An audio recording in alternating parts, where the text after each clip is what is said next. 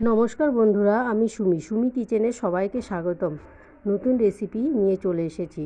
রেসিপিটি হলো একটি ভেন্ডির রেসিপি। এখানে আমি 500 গ্রাম ভেন্ডি নিয়ে নিয়েছি। ভেন্ডিগুলো বোটাগুলো ফেলে দিয়েছি, ধুয়ে পরিষ্কার করে কেটে নিয়েছি। এখানে আমি কচি কচি একদম ছোট ছোট ভেন্ডি নিয়ে নিয়েছি। তো ভেন্ডি বলতে শস্য পোস্ত ভেন্ডি রেসিপি বানাবো। আর এখানে কড়াই বসিয়ে দিয়েছি। কড়াইটা গরম হয়ে গেলে কিছুটা তেল দিয়ে দিলাম। তেলটা দিয়ে এবার ওই কেটে রাখা ভেন্ডিগুলো তেলের মধ্যে দিয়ে দেবো। ভেন্ডি একটি গ্রীষ্মকালীন সবজি, আর সবে শুরু হয়েছে, গরম ভাব উঠতে উঠতেই শুরু হয়ে গেছে বাজারে ভেন্ডি ওঠা। তো সেইভাবে বুঝলাম যে ভেন্ডি রেসিপিটা শেয়ার করে দিই তোমাদের সঙ্গে। তো এখানে সামান্য পরিমাণ লবণ দিয়ে দিলাম, আর দিয়ে দেবো সামান্য পরিমাণ হলুদ। লবণ দিয়ে একটু নেড়ে চেড়ে নিয়েই দিয়ে দেবো এবার হলুদ। হলুদ দিয়ে এবার ভেন্ডিটাকে ভালো করে ভেজে নেব। যতক্ষণ না ভেন্ডিটা পুরো সফট হয়ে যাচ্ছে ততক্ষণ আমি এটাকে লো মিডিয়ামে রেখে ঢেকে ঢেকে ভাজবো। তো দেখো ভেন্ডিটা প্রায় সফট হয়ে গেছে, আর একটু ভেজে তুলে নিলে হয়ে যাবে। তো ভেন্ডিটা আমি এদিকে ভেজে তুলে নিয়ে পাটায় বেটে নিচ্ছি সর্ষে পোস্ত আর 4টে কাঁচা লঙ্কা। এখানে আমি 1 চামচ সর্ষে, 1 চামচ পোস্ত ও 3-4টে কাঁচা লঙ্কা পাটায় বেটে রেডি করে নেব।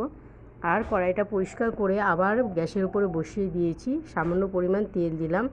তেলের উপরে দেব এখানে 1/2 স্পুন কালো জিরে। কালো জিরেটা একটু নেড়ে চেড়ে দিয়ে দিলাম পেঁয়াজ বাটা। আমি এখানে একটা পেঁয়াজ গ্রেট করে নিয়েছি। পেঁয়াজটা দিয়ে কালো জিরের উপরে দিয়ে একটু নেড়ে চেড়ে পেঁয়াজটা লাল লাল হয়ে গেলে পরে ওর উপরে দেবো সামান্য লবণ এবং দিয়ে দেবো হলুদ। লবণ হলুদ দিয়ে ভালো করে পেঁয়াজটাকে এরকম লাল করে ভেজে দিয়ে দিলাম রসুন বাটা 2 কোয়া, দিয়ে দিলাম আদা সামান্য পরিমাণ। তো রসুন আদা দিয়ে ভালো করে এটাকে মশলাটাকে কষিয়ে নেব। যতক্ষণ না মশলা থেকে রসুন আদা দিয়ে একটু মশলাটাকে আর একটু কষিয়ে নেব। মশলা থেকে তেল ছেড়ে দিলেই ওর মধ্যে দিয়ে দিচ্ছি এখানে সর্ষে পোস্ত ও কাঁচা লঙ্কা বাটা। এখানে আমি বাটাটা সম্পূর্ণ পাটায় হাতে বেটে নিয়েছি। দিয়ে মশলাটাকে আর একটু ভালো করে কষিয়ে নেব মশলা থেকে যতক্ষণ না এক্সট্রা অয়েল দিচ্ছে। তো মশলাটা দিয়ে দিলাম। এবার দিয়ে ওর মধ্যে দিয়ে দিচ্ছি রেড চিলি পাউডার সামান্য কালারের জন্য, আর দিয়ে দেবো জল।